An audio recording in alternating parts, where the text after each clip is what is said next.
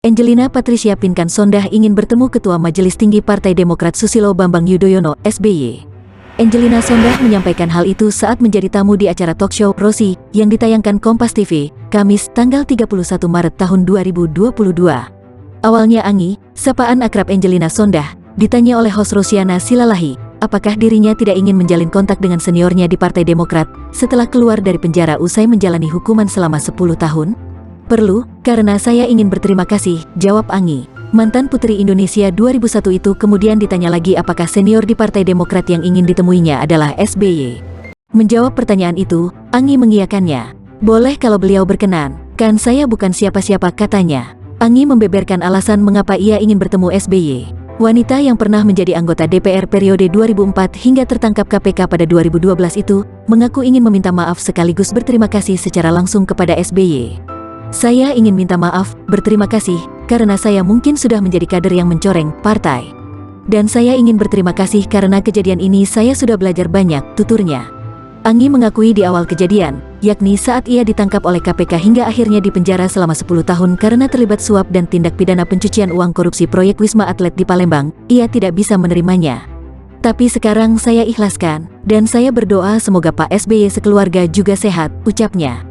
Angi juga menyesal karena setelah keluar dari penjara usai menjalani hukuman selama 10 tahun, ia tidak bisa lagi bertemu mantan ibu negara yang juga wakil ketua umum DPP Partai Demokrat, Kristiani Herawati alias Ani Yudhoyono, istri SBY itu meninggal pada 2019 silam.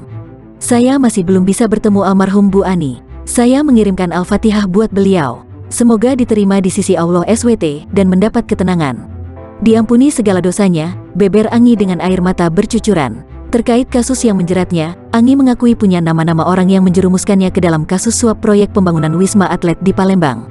Namun, ia enggan membeberkan nama-nama tersebut. Saya punya nama-namanya tapi bukan untuk membalas, ataupun untuk berbicara.